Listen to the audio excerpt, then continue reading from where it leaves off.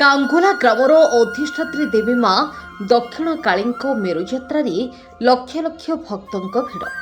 ଅନୁଗୁଳ ଜିଲ୍ଲା କାଙ୍ଗୁଲା ଗ୍ରାମର ମା ଅଧିଷ୍ଠାତ୍ରୀ ମା ଦକ୍ଷିଣ କାଳୀଙ୍କର ବହୁ ଧୁମଧାମ ସହକାରେ ମେରୁଯାତ୍ରା ଅନୁଷ୍ଠିତ ହୋଇଯାଇଛି। କାଙ୍ଗୁଲା ଗାଁର ପ୍ରତ୍ୟକ୍ଷ ଠାକୁରାଣୀ ମା ଦକ୍ଷିଣ କାଳୀ, ଯିଏ ଯାହା ମାନସିକ କରି ମା ନିଶ୍ଚିନ୍ତ ପୂରଣ କରିଥାଏ ବୋଲି ବିଶ୍ୱାସ ରହିଛି। ତେଣୁ ମାଙ୍କ ଏହି ବାର୍ଷିକ ମେରୁଯାତ୍ରାରେ ହଜାର ହଜାର ସଂଖ୍ୟାରେ ବ୍ରତଧାରୀ ଏବଂ ଶ୍ରଦ୍ଧାଳୁଙ୍କ ଭିଡ଼ ଦେଖିବାକୁ ମିଳିଥିଲା।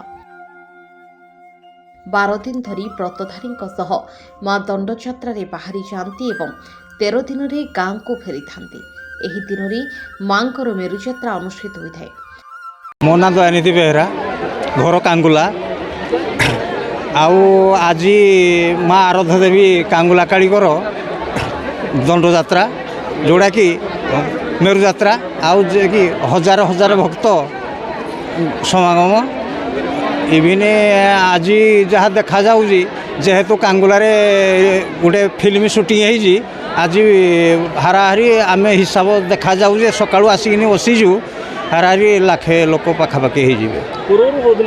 ପୂର୍ବରୁ ହେଉଥିଲେ ନାହିଁ, ପୂର୍ବରୁ ତ ଯାହା ହେଇଛି, କିନ୍ତୁ ଆଜି ଯେଉଁ ଫିଲ୍ମଟା ସୁଟିଂ ହେଇଛି, ଏ ଫିଲ୍ମରେ ବେଶୀ ଲୋକ ଆଜି ହେଇଛନ୍ତି। ଓଡ଼ିଶାରେ ଗର୍ବିତ ଯେ କାଙ୍ଗୁଲାର ଗୋଟେ ଗାଁ ପରିଚୟ ପାଇଲୁ। ମାଙ୍କର ତ ଅପାର ମହିମା, ଭକ୍ତମାନଙ୍କର ବହୁତ ସୁଅ ଛୁଟେ। ଆଉ ମା ପ୍ରତ୍ୟକ୍ଷଦର୍ଶୀ। ଆମ ଘର ନୂଆସାହି।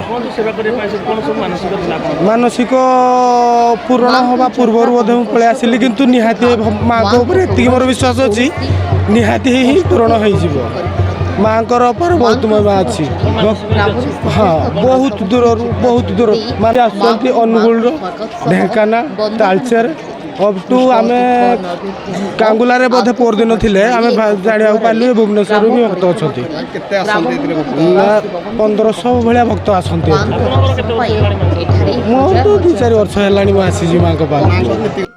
ଗ୍ରାମର ଯୁବଗୋଷ୍ଠୀ ତଥା ସ୍ୱେଚ୍ଛାସେବୀମାନଙ୍କ ଦ୍ୱାରା ଶ୍ରଦ୍ଧାଳୁଙ୍କ ପାଇଁ ଅନ୍ନପ୍ରସାଦ, ଥଣ୍ଡା ପାନୀୟ ଜଳ, ତରଭୁଜ ପ୍ରଭୃତି ବଣ୍ଟନ କରାଯାଇଥିଲା। ମାଙ୍କ ଦର୍ଶନ ନିମିତ୍ତ ଶ୍ରଦ୍ଧାଳୁମାନଙ୍କୁ ଘଣ୍ଟା ଧରି ଧାଡ଼ିରେ ଅପେକ୍ଷା କରିବାକୁ ପଡ଼ିଥିଲା। ମେଲଣ ପଡ଼ିଆରେ ଛୋଟ ଛୁଆ ଓ ମାନସିକଧାରୀମାନେ କେଶ ମଣ୍ଡନ କରିଥିଲେ। ବିଭିନ୍ନ ପ୍ରକାର ଭୋଗ, ଦୋକାନ, ମୀନାବଜାର, ଦୋଳିରେ ମଧ୍ୟ ଲୋକଙ୍କ ଭିଡ଼ ଦେଖିବାକୁ ମିଳିଥିଲା। ଅନୁଗୁଳ ଜିଲ୍ଲାରେ ମାଙ୍କ ମହିମା ତଥା କିମ୍ବଦନ୍ତୀ ରହିଥିବାରୁ ମାଙ୍କୁ ସମସ୍ତେ ମାନନ୍ତି। କିଛି ମହିଳା ବ୍ରତଧାରୀମାନେ ଭକ୍ତମାନେ ଉପବାସ ରହି ମାଙ୍କ ଆଶୀର୍ବାଦ ଭିକ୍ଷା ପାଇଁ ଗୁହାରିବା ଅଧିଆ ପଡ଼ିଥିଲେ ପରେ ସେମାନଙ୍କୁ କାଳସି ଆସି ଉଠାଇଥିଲେ। ଜୟ ମା ଦକ୍ଷିଣ କାଳୀ, ମୁଁ ତାଳଚେରରୁ ଆସିଥିଲି। ସୁପ୍ରିୟା ମହାରଣା ମାଆଙ୍କୁ ତ ଫାଷ୍ଟ ଟାଇମ୍ ପାଇଁ ମୁଁ ଆସିଥିଲି ଆଜି ଦର୍ଶନ କରିବା ପାଇଁ, ତ ବହୁତ ଖୁସି ଲାଗିଲା। ମୋତେ ବହୁତ ଲୋକ କହିଛନ୍ତି, ହଜାର ହଜାର ଲୋକ କହିଛନ୍ତି। ନା, ଏଇଟା ପ୍ରଥମ ଥର ମୁଁ ଆସିଛି ଦର୍ଶନ କରିବା ପାଇଁ। ହଁ, ଆମ ଜିଲ୍ଲାରେ ହେଉଛି, ମାନେ ବହୁତ ଲୋକ ହେଉଛନ୍ତି। ଦେଖେ ବହୁତ ଖୁସି ଲାଗୁଛି, ଆମ ଜିଲ୍ଲାରେ ପ୍ରଥମ ଥର ପାଇଁ ଗୋଟେ ସୁଟିଂ ହେଉଛି। ବହୁତ ଏକ୍ସାଇଟେଡ୍ ବି ଅଛୁ ଆମେ ଦେଖିବା ପାଇଁ। ହଁ, ମାନସିକ ଥିଲା। ଆଜ୍ଞା ଆଜ୍ଞା, ସମସ୍ତଙ୍କୁ ମା କାଳୀ ଭଲ ରଖିଥାନ୍ତୁ, ଖୁସିରେ ରଖନ୍ତୁ। ଘଣ୍ଟା ଘଣ୍ଟା ହୁଳହୁଳି ଧୂପ ଦୀପରେ ପରିବେଶ ପୁରା ପ୍ରକମ୍ପିତ ହୋଇ ଉଠିଥିଲା। କିଛି ସମୟ ପରେ ମା ନିଜର ପୀଠସ୍ଥଳୀକୁ ଆସିଥିଲେ। ସେଠାରେ ମାଙ୍କ ରୀତିକାନ୍ତି ପାଳନ କରାଯାଇଥିଲା। ଜୟ ମା କାଳୀ, ମାଙ୍କର ଅପାର ମହିମା। ମାଙ୍କର ଦର୍ଶନ କରିବା ପାଇଁ ବହୁତ ଭକ୍ତ ଭିଡ଼ ଲାଗିଛନ୍ତି। ଆଉ ଆମେ 13 ଦିନ ମାଙ୍କ ଦଣ୍ଡ ନୃତ୍ୟ କରିବା ପାଇଁ 1200-1300 ଭକ୍ତ ଆସିକି ଉପବାସ କରିକିନି ଖଇପଣା ଖାଇକିନି ରହିକିନି ବ୍ରତ କରି ପାଳନ କରିକି ଯାଉଛନ୍ତି।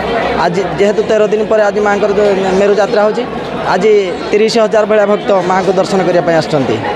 ଆଉ ମୁଁ ବି ଏଇ ଅନୁଷ୍ଠାନରେ 30 ବର୍ଷ ହେଲା ଆସିକି ରୁଲ୍ କରୁଛି।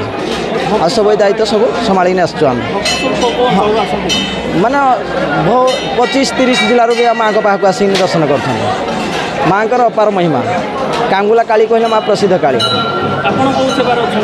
ମାଙ୍କର ମୁଁ ଦଣ୍ଡ ନୃତ୍ୟ ସେବାର ଅଛି, ନୃତ୍ୟକାରୀ। ମୋର 30 ବର୍ଷ ହେଲା ନୃତ୍ୟ କଲେଣି। ମାଙ୍କର ପୂଜାବିଧି ବହୁତ କଟକଣା। ଆଉ ଯେଉଁ ଆମର କାଳିଶୀ ଦେହୁରୀ ଦେଉଳ ପରିଛା, ଏମାନେ ସମସ୍ତେ ରହିକିନି କରୁଛନ୍ତି। ମାନେ ଟାଇମ୍ କି ଟାଇମ୍ 12ଟା ବେଳେ ଆମର ମଣି ଯେଉଁ ଅଛି ମହାଦେବଙ୍କର ପ୍ରସାଦ ହେବ। ତାପରେ 3ଟା ବେଳେ ହେବ ଧୂଳିଦଣ୍ଡ ହେବ। ଧୂଳିଦଣ୍ଡ ହେଲା ପରେ ପୁଣି ଆସିଲା ପରେ ଖଇପଣା ଯେଉଁ ଭକ୍ତ ଘରେ ପୂଜାପାଠ ହେବ। ଯେଉଁ ଭକ୍ତ ମାନସିକ କରିବ ତା ଘରେ ପୂଜାପାଠ ହେବ। ତା ଘରୁ ଯାଇସାରିଲା ପରେ ଗଛମୂଳେ ଆମେ ଖଇପଣା କରିବୁ। ଖଇପଣା ସରିଲା ପରେ ପୁଣି ଆମର ଅନ୍ଧାରୀ ପୂଜା ହେବ। ମହାଦେବଙ୍କ ପ୍ରସାଦ ହେବ। ଆସିକିନା ଆମେ ନୃତ୍ୟ କରୁ। ମାନସିକଧାରୀ ଏ ବର୍ଷ 1300 1350 ଭଳିଆ ଲୋକ ହେଇଥିବେ ପ୍ରଥମ। କୋର୍ଟ ଅନୁକୂଳ ଲାଇଭ୍।